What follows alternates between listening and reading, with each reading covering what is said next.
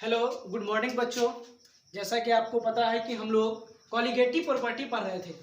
इसमें हम आपको कल के प्रीवियस वीडियो में हम आपको पढ़ा चुके थे हिमांक में अवनमन यानी कि डिप्रेशन इन फ्रीजिंग पॉइंट हम आपको पढ़ा चुके हैं। आज अपने को एक नया टॉपिक पढ़ना है जो कॉलिगेटिव प्रॉपर्टी का सबसे लास्ट है, जिसको हम लोग नाम देते हैं ऑस्मोटिक प्रेशर और हम लोग हिंदी में बोलते हैं इसको परासरण दाब। अब क्या है, ये सारा का सारा कॉलिगेटिव प्रॉपर्टी है, तो ये किसी भी चीज के उसके अमाउंट पे डिपेंड करेगा, उसके नेचर पे नहीं। अब हम लोग आगे आते हैं तो देखिए, पहले आपको ऑस्मोटिक प्रेशर पढ़ना है। ऑस्मोटिक प्रेशर पढ़ना है तो आपको छोटा सा वर्ड है ऑस्मोसिस, परासरण, ये आपको समझना होगा। अब ये क्या है हम लोग बात करते हैं। तो देखिए लिखा हुआ है इसका डेफिनेशन, सॉल्वेंट मॉलिक्यूल्स का अर्ध पारगम्य झिल्ली सेमी परमिएबल मेम्ब्रेन के द्वारा डाइल्यूट सॉल्यूशन से कंसंट्रेटेड सॉल्यूशन की ओर जाने की घटना को ऑस्मोसिस कहते हैं।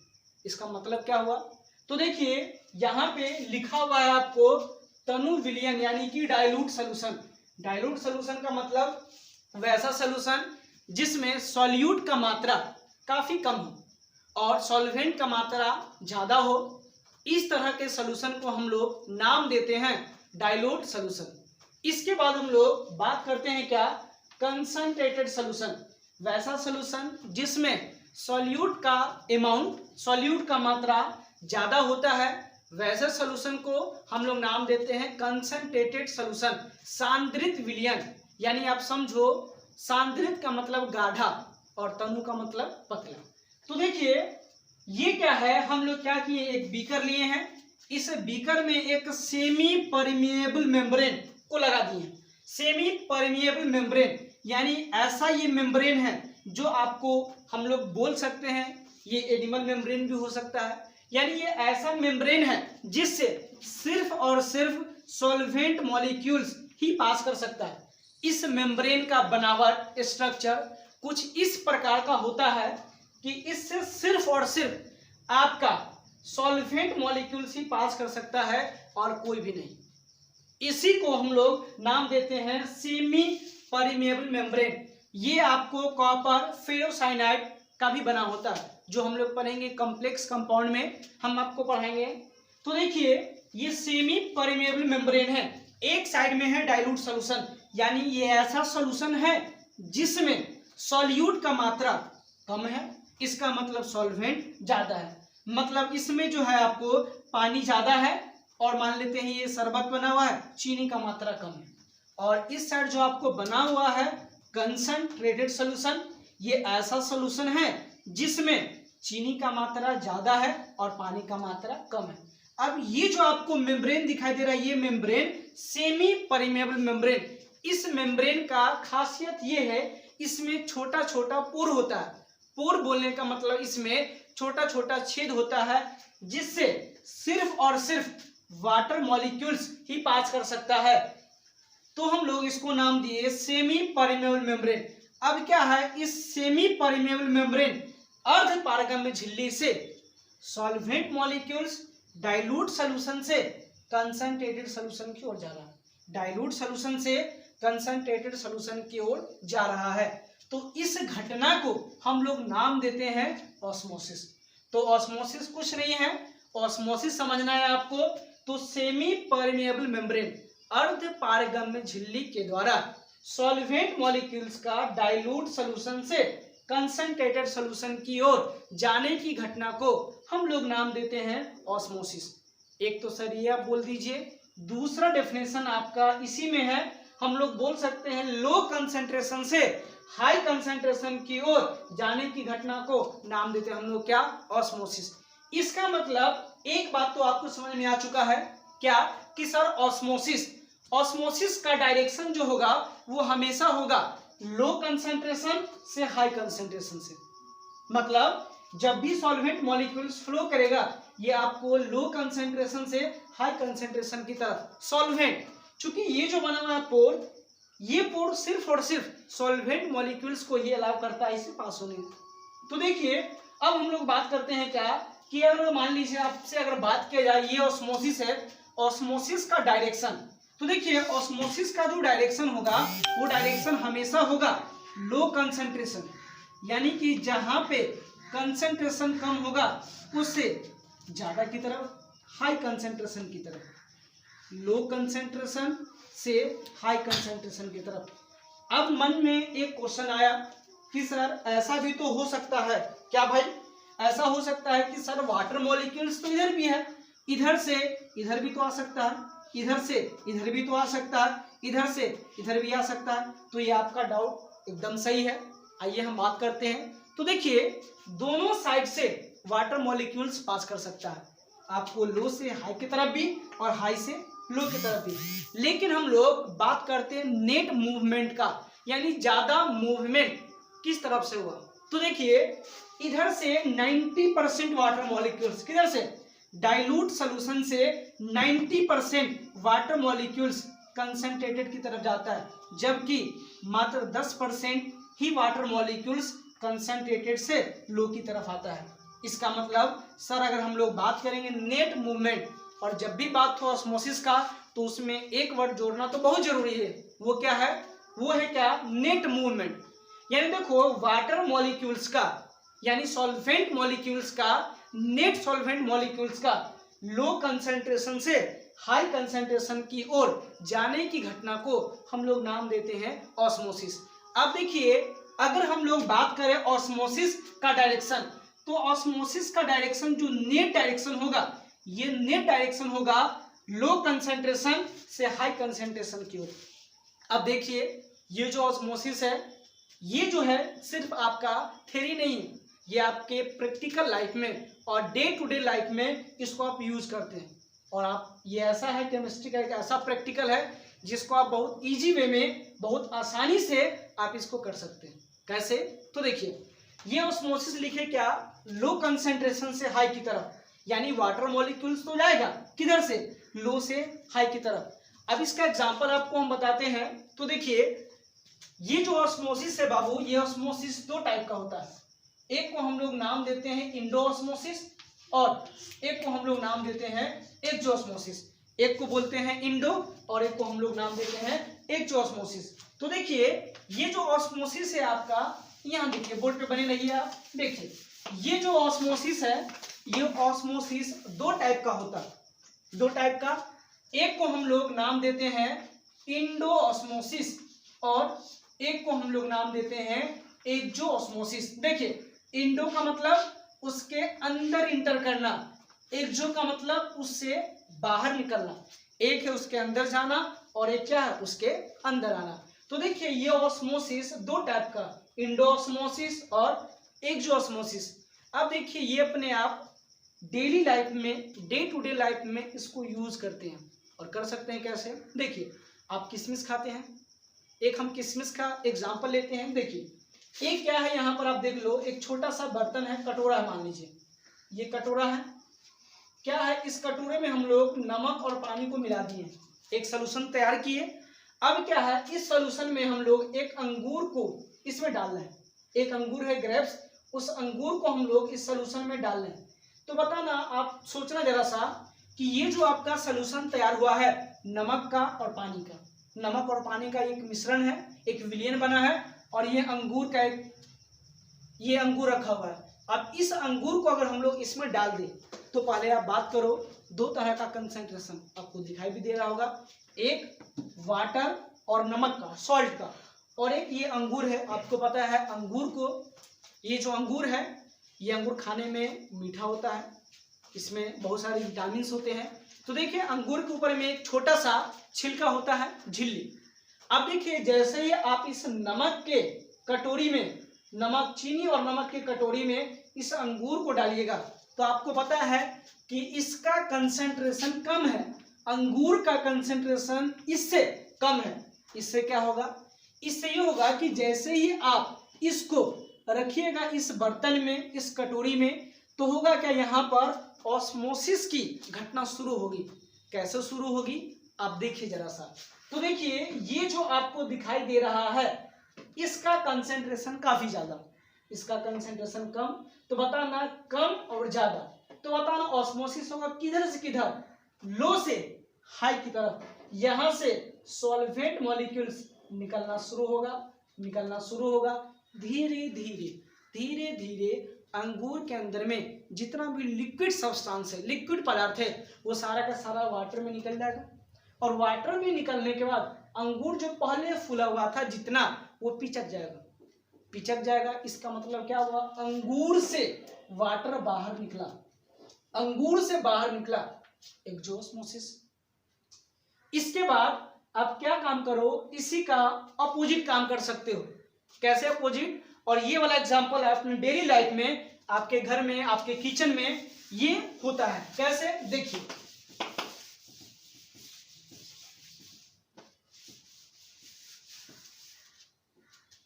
अब यहां पर देख लीजिए, आप क्या कीजिए, एक दूसरा कटोरा लीजिए, ले सकते हैं दूसरा कटोरा, एक दूसरा कटोरा, इसमें सिर्फ और सिर्फ पानी भरा हुआ है। ये कटोरा है, इस कटोरे में सिर्फ आपका वाटर है। अब क्या करो, आप इसमें आप एक अंगूर को डाल दो, अंगूर ही डाल दीजिए। अभी आप क्या करो, इसमें एक अंगूर को डाल दो। जैसे अंगूर को डालेंगे तो आपको दिखाई देगा सर दो तरह का कंसंट्रेशन बन रहा है। कैसे बन रहा है देख लीजिए आप, दो तरह का कंसंट्रेशन कैसे है, अंगूर के अंदर का कंसंट्रेशन और ये पानी। तो सोचिए जरा सा, ये अंगूर और ये वाटर, सिर्फ पानी है, तो बताइए दोनों में कंसंट्रेशन ज्यादा किसका? तो कंसंट्रेशन ज्यादा हुआ अंगूर का, वाटर का कंसंट्रेशन हुआ कम। इससे क्या फायदा है? देखिए, इससे फायदा ये है आपको कि देखिए इसका कंसंट्रेशन ज्यादा और पानी है सिर्फ, इसका कम। यहां पर कंसंट्रेशन का अंतर है, कंसंट्रेशन का डिफरेंस है। क्या फायदा होगा? इससे ये फायदा होगा, ऑस्मोसिस का घटना यहाँ पर शुरू होगा।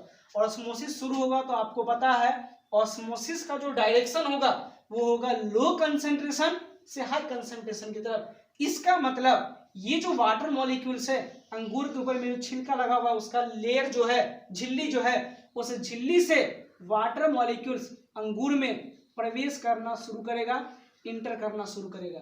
अब इससे क्या होगा, धीरे धीरे धीरे धीरे अंगूर जो होगा वो फूलना शुरू हो जाएगा और वह पहले से ज्यादा फूल जाएगा। आप कहोगे सर ये एग्जाम्पल तो हम कर सकते हैं, और ऐसा ढेर सारे एग्जाम्पल आप किए भी हैं। कैसे? बहुत सारे लोगों को होता है क्या सर, किशमिश हम लोग फुला कर खाएंगे, तो हम लोग क्या करते हैं, रात में किशमिश को डाल देते हैं पानी में। जब हम लोग सुबह उठते हैं, सुबह जगते हैं, जब देखते हैं तो अंगूर अपने पुराने वाले शेप को बदलकर एक नए वाले शेप में आ जाता है, और पहले थोड़ा पिचका हुआ रहता है और सुबह उठते हैं तो फूल जाता है। और एग्जाम्पल आपको देखना है तो आप क्या करो, हम लोग क्या करते हैं, चना लाते हैं, चना, उस चने को हम लोग क्या करते हैं, चने का सब्जी बनाना है आपको, तो हम लोग क्या करते हैं, उसको वाटर में, पानी में उसको रख देते हैं। पानी में रखने के बाद होता है क्या, आज हम लोग रात में लाए चना को उसमें रख दिए, लेकिन जैसे सुबह होता है तो देखते हैं जो चना होता है वो अपने पहले वाले शेप से बदल जाता है, एक दूसरा शेप में चला जाता है और चना जाता है फूलने का मतलब क्या हुआ, फूलने का मतलब ये हुआ कि उसमें ऑस्मोसिस की घटना शुरू हो चुकी है। इसका मतलब ऑस्मोसिस शुरू हुआ। तो देखिए ये ऐसा है कॉलीगेटिव प्रॉपर्टी जिसको आप अपने डे टू डे लाइफ में इसको आप ऑब्जर्व कर सकते हैं, इसको देख सकते हैं, इसको आप कर सकते हैं। तो ये है ऑस्मोसिस। आपको और समझना है तो आप क्या करो, आप जाते हैं मार्केट वगैरह में, मान लीजिए जहां पे सब्जी वगैरह आप गए खरीदने के लिए, तो मान लीजिए जो सब्जी बेचने वाला विक्रेता है, जो व्यापारी है, वो सब्जी लाया है, और सब्जी लाया है, मान लीजिए जो भी सब्जी लाया है, बैंगन है, गोभी है, बैंगन मान लीजिए वो लाया, मान लीजिए वो 20 केजी बैंगन लाया है। अब हो ना हो 20 केजी उसका नहीं बिके, एक दिन में 10 केजी ही बिके, या हो सकता है 15 केजी बिके, तो 5 केजी तो उसके पास में शेष बचा रह गया। अब बताइए वो उस दिन नहीं बिका, तो हम लोग जाते हैं जब सब्जी वाले के यहाँ, तो एक चीज हम लोग देखते हैं कि जो पुराना सामान होता है उस पे क्या होता है, सब्जी वाला बार बार पानी छींटता है, बार बार पानी छिड़कता है। ऐसा क्यों करता है सर? तो वो ऐसा इसलिए करता है, जो सब्जी वो लाया था, जब लाया था तो पूरा फ्रेश था, लेकिन जैसे जैसे टाइम बीता, एक दिन हुआ, 2 दिन, वो मुरझाना शुरू हुआ।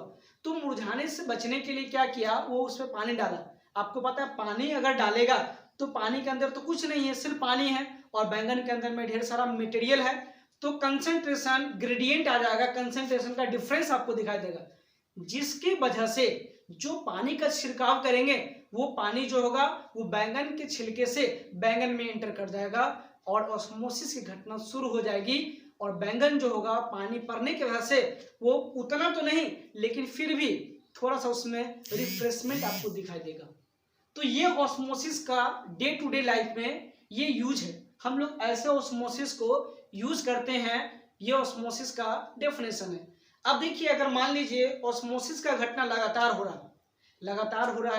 रहा है तो एक ऐसा टाइम आएगा जहां पर जो लो कंसेंट्रेशन था वो हो जाएगा हाई, क्योंकि वाटर मॉलिक्यूल्स तो निकल रहा है और वाटर मॉलिक्यूल्स मान लीजिए अगर निकल रहा होगा तो बताना वाटर मॉलिक्यूल सारा निकल जाएगा तो बताना उसमें बचेगा सॉल्यूट और सॉल्यूट बचेगा तो हो जाएगा गाढ़ा।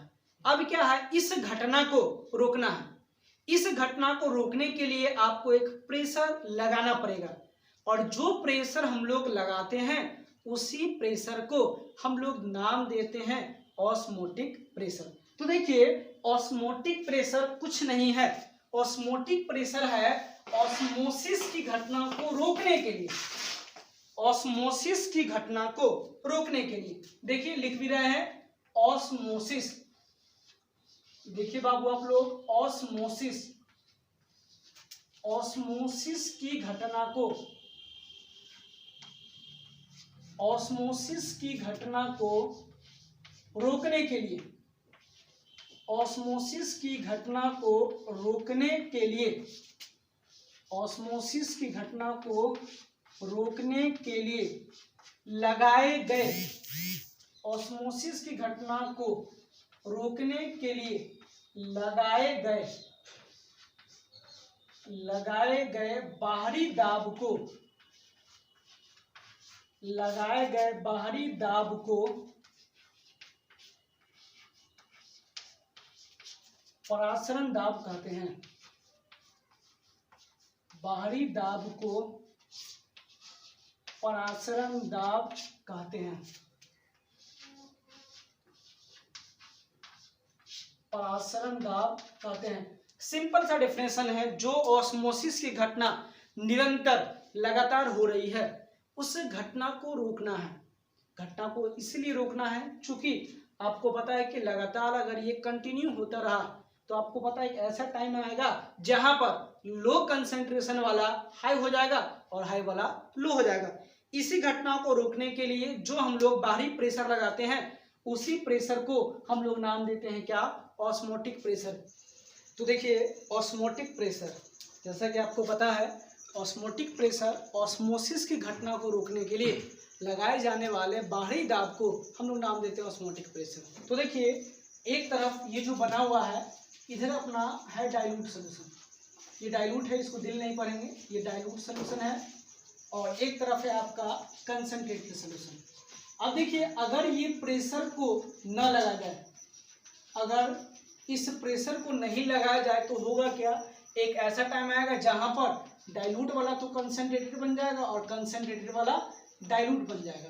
तो देखिए इससे बचने के लिए हम लोग क्या करते हैं, एक प्रेशर को हम लोग अप्लाई करते हैं, यहाँ से सॉल्वेंट मॉलिक्यूल्स इंटर कर रहा है इस सेमी परमेबल मेम्ब्रेन से और ये दोनों मूव करने वाला पिस्टन है जो मूव कर सकता है। अब क्या है, एक ऐसा टाइम आया जहां पर डाइल्यूट वाला कंसंट्रेटेड बन जाएगा, कंसंट्रेटेड वाला डाइल्यूट। तो देखिए हम लोग क्या हुआ कि धीरे धीरे इधर से वाटर मॉलिक्यूल चलना शुरू किया तो इसका मात्रा कमते चला गया। अब बताइए इस प्रेशर को आपको दोनों को बराबर कंसंट्रेशन कर देना है।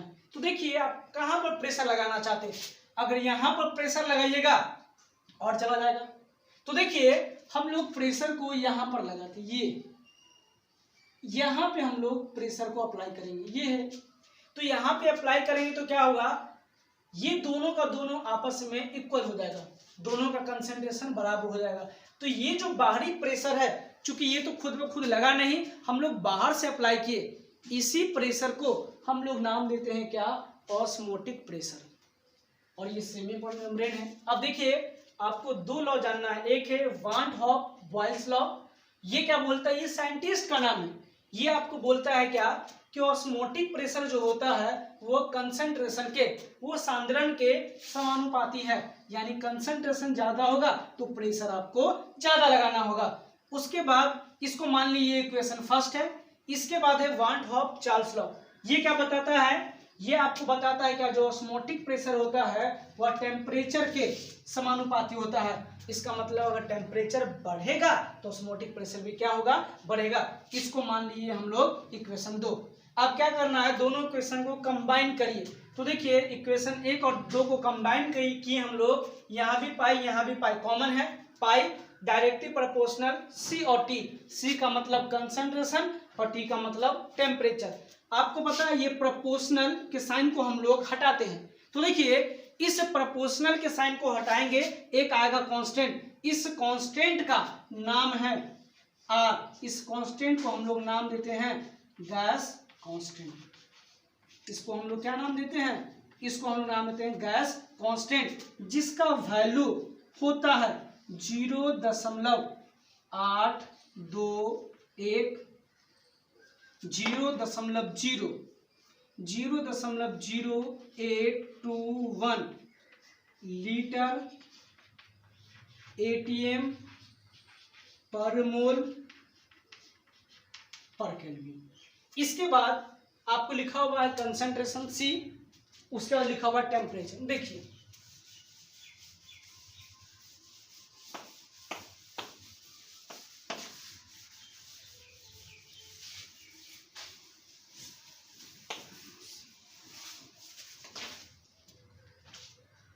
देखिए तो अभी आप लोग निकाले हैं पाई बराबर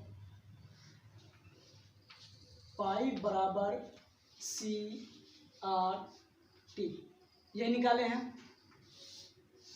देखिए जहां पर आपको पता है C है यहाँ पर कंसंट्रेशन, C यहाँ पर क्या है, कंसंट्रेशन, और खास बात क्या है, concentration in molarity. Concentration in molarity ये दिया हुआ है, मोलारिटी में आपको कंसंट्रेशन, ठीक है, कंसंट्रेशन इन मोलारिटी। यानी देखिए C को हम लोग लिख सकते हैं कंसंट्रेशन मोलारिटी। मोलारिटी का मतलब होता है number of moles of solute dissolve in 1 litre of solution.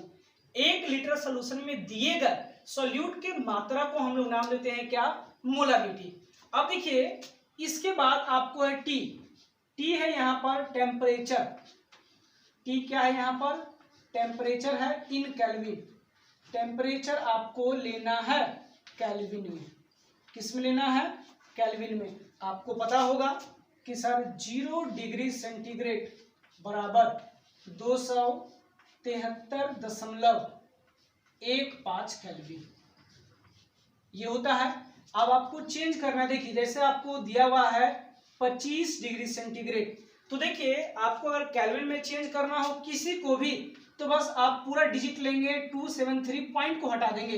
तो देखिए ये 25 को चेंज करना था केल्विन में, डिग्री को, आप उसमें 273 जोड़ दीजिए। जैसे 273 जोड़ेंगे ये बन जाएगा 298 केल्विन।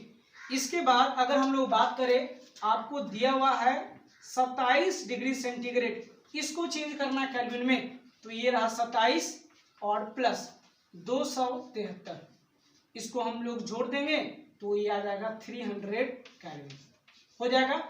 अब देखिए पाई बराबर CRT। अब हम लोग कंसंट्रेशन को लिख सकते हैं number of moles of solute dissolve in 1 litre of solution. और देखिए ये अगर लीटर में दिया हुआ है, तो अगर हम लोग इसको और ब्रेक करना चाहे तो लिख सकते हैं, मोल्स को लिख सकते हैं दिया गया मास और नीचे molar mass into volume of solution, और वॉल्यूम ऑफ सॉल्यूशन किस में, लीटर में, और इनटू RT। अब देखिए इसी को आपको दिया हुआ है, ये आपको ऐसे ना देकर आपको इस तरह दिया हुआ है, वॉल्यूम आपको दिया है ml में, तो ml में आपको हम सिखा चुके हैं, ml में अगर देगा तो इसको हम लोग लीटर में कैसे चेंज करेंगे। ये आपको सॉल्यूशन का वॉल्यूम दिया ml में, इस ml को चेंज करना है लीटर में, कैसे करेंगे, हम लोग ऊपर 1000 से मल्टीप्लाई कर देंगे ऊपर, और इनटू RT। ये हो गया फार्मूला। तो देखिए अगर आपसे डायरेक्ट कंसंट्रेशन दिया था तो कोई बात नहीं, अगर मास मोलर मास दिया है तब आपको ये फार्मूला लगाना होगा। इसका देखिए एक होता है आइडियल गैस इक्वेशन। देखिए 11 का टॉपिक है आइडियल गैस इक्वेशन। देखिए आइडियल गैस इक्वेशन क्या है समझने का कोशिश करते हैं। देखिए आइडियल गैस इक्वेशन जो है ये होता है पीवी बराबर एनआरटी। पीवी बराबर एनआरटी। पी है प्रेशर, वी है वॉल्यूम, एन है नंबर ऑफ मोल्स, आर है गैस कांस्टेंट और टी है टेम्परेचर इन केल्विन। तो देखिए हम लोग ऐसा लिख सकते हैं, पी प्रेशर है, ये उधर चला जाएगा तो नंबर ऑफ मोल्स और ये वॉल्यूम इंटू आर टी। जरा बताना ये हो गया मोलारिटी, तो इसको हम लिख सकते हैं सी। और प्रेशर, यहाँ पे प्रेशर हम लोग पर ऑस्मोटिक प्रेशर जिसको हम डिनोट करते हैं पाई से, तो पाई बराबर n by V into R T हम लोग ऐसे बोल सकते हैं। ठीक है, तो देखिए ये हुआ आपको ऑस्मोटिक प्रेशर। एक क्वेश्चन आता है क्या, ऐसा कौन सा कॉलिगेटिव प्रॉपर्टी है जिसका यूज हम लोग हाई मॉलिक्यूलर मास जैसे प्रोटीन और अमीनो एसिड के मोलर मास को निकालने में यूज करते हैं। ये क्वेश्चन पूछा हुआ है AIPMT 2012 का। तो देखिए जब भी ऐसा क्वेश्चन अगर आपसे पूछा जाता है ऐसा कौन सा कॉलिगेटिव प्रॉपर्टी है जिसका यूज हम लोग हाई मॉलिक्यूलर मास जैसे प्रोटीन अमीनो एसिड के मोलर मास को निकालने में यूज कर सकते हैं, तो सिंपल सा आंसर है क्या, ऑस्मोटिक प्रेशर। ऑस्मोटिक प्रेशर का यूज हम लोग करते हैं हाई मोलर मास जैसे प्रोटीन अमीनो एसिड के मोलर मास को निकालने में। तो देखिए ये था आपका ऑस्मोटिक प्रेशर और ये था उसका फार्मूला जो आपको याद रखना है। बाकी सारा कुछ आपको दिया हुआ है, एग्जाम में क्वेश्चन जैसे भी आ जाए हम लोग क्वेश्चन भी करेंगे इसके ऊपर। तो जिस तरह का क्वेश्चन आएगा हम लोग उसको डील कर सकते हैं। तो अब हम लोग बात करते हैं एक क्वेश्चन का। एक क्वेश्चन हम लिखवाते हैं आपको, एक क्वेश्चन को डील करते हैं। देखिए क्या ये बोल रहा है।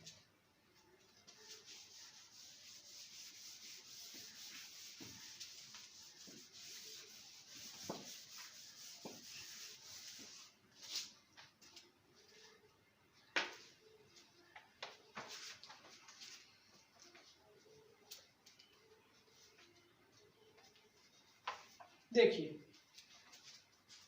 आपके सामने में क्वेश्चन ऐसा लिखा हुआ है। क्वेश्चन है 27 डिग्री सेंटीग्रेड टेम्परेचर पर, 27 डिग्री सेंटीग्रेड टेम्परेचर पर 18 ग्राम ग्लूकोज को 18 ग्राम ग्लूकोज 18 ग्राम ग्लूकोज को 18 ग्राम ग्लूकोज को 200 ml सॉल्यूशन में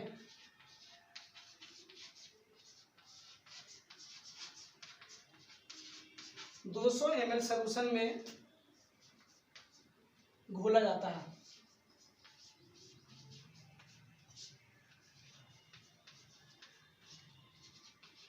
दो 200 ml सॉल्यूशन में घोला जाता है तो उस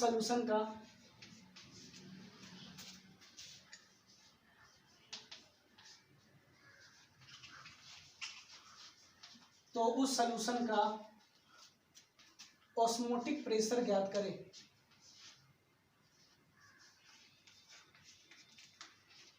तो उस सॉल्यूशन का ऑस्मोटिक प्रेशर ज्ञात करें। क्वेश्चन ये है। अब देखिए इस क्वेश्चन को सॉल्व करना है, कैसे सॉल्व होगा।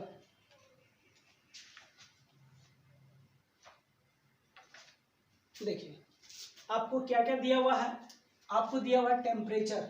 टेम्परेचर लिखिए 27 डिग्री सेंटीग्रेड। आपको पता है टेम्परेचर किस में लेना है, केल्विन में। तो ये रहा 27 प्लस 273 कितना हो जाएगा, ये हो जाएगा 300 केल्विन। सबसे पहले ये केल्विन में चेंज हो गया। इसके बाद आपको दिया हुआ है 18 ग्राम ग्लूकोज। आपको पता है ग्लूकोज सॉल्यूट हुआ ये, और सॉल्यूट का मोलर ये दिया गया मास है 18 ग्राम। क्या ग्लूकोज का मोलर मास निकाल सकते हैं? जब ग्लूकोज का मोलर मास निकालेंगे तो 180 ग्राम हो गया। आपको कहीं पे सॉल्यूशन का वॉल्यूम दिया हुआ है, वॉल्यूम, और साथ वॉल्यूम दिया हुआ है ml में, कितना 200। 200 ml दिया हुआ है। तो देखिए पाई बराबर फार्मूला है, पाई बराबर CRT। आप जरा सोचना, क्या कंसंट्रेशन आपको दिया है डायरेक्ट? नहीं, लेकिन इसके लिए आपको गिवन डाटा है मास, मोलर मास, उसके बाद वॉल्यूम। तो इसको हम लोग ऐसे ब्रेक कर सकते हैं, पाई बराबर दिया गया मास और नीचे मोलर मास इनटू 1000 और सोल्यूशन का वॉल्यूम आपको दिया है किसमें? ml में, इसीलिए ऊपर हम लोग 1000 से मल्टीप्लाई किए इनटू RT।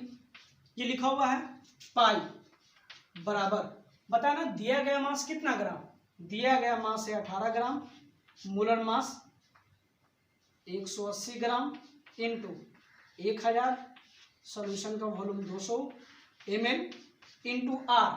तो जरा देखना R आपको दिया हुआ है, नहीं दिया होगा, आपको पता है R बराबर 0.0821 लीटर ATM पर मोल पर केल्विन, यही है, इंटू 0.0821 और टेम्परेचर कितना? 300, यही है। आप सॉल्व कर लो। जब आप सॉल्व कर लोगे पाई बराबर आ जाएगा 12.73 इतना ATM एटमॉस्फेरिक प्रेशर। सॉल्व कर लीजिएगा, आपका आंसर आ जाएगा। तो देखिए इस तरह से हम लोग क्वेश्चन को डील करते हैं। तो हम आज आपको पढ़ा दिया ऑस्मोटिक प्रेशर, ऑस्मोसिस से रिलेटेड जो भी बात था उसको डील किए, ऑस्मोटिक प्रेशर, फिर फार्मूला निकाले और उसके बाद हम लोग एक क्वेश्चन देखें। तो देखिए आप मन लगा कर पढ़ें और जहाँ पर भी आपको डाउट होता है तो आप बिना कुछ शर्म लिहाज के आप क्वेश्चन वगैरह पूछ सकते हैं, फ़ोन करके, मैसेज करके। तो आप इसको एक बार नोट कर लीजिए और जहाँ पर आपको डाउट है वहाँ पर आप पूछ भी सकते हैं, ठीक है। तो इस तरह से हम लोग आगे की तरफ चलेंगे, इस तरह से आप उतार लीजिए इसको, जहाँ पे भी डाउट हो आप पूछ सकते हैं। आज के लिए काफ़ी है, हम लोग अगले लेक्चर में आएंगे तो दूसरा क्वेश्चन करेंगे। इसके बाद ऑस्मोटिक प्रेशर का हम लोग टाइप पढ़ेंगे और उसके बाद हम लोग आएंगे हेनरी के नियम के ऊपर में, हेनरी का नियम। इसके बाद आपका है वांट ऑफ फैक्टर, इसका ये चैप्टर कंप्लीट हो जाएगा। इसका फिर हम लोग आगे बात करेंगे। तो आशा करते हैं कि जो समझाया गया हो वो आपको थोड़ा बहुत आ रहा हो समझ में, बाकी जो भी डाउट वगैरह हो आप क्लियर कर सकते हैं। आज के लिए इतना ही, थैंक यू वेरी मच।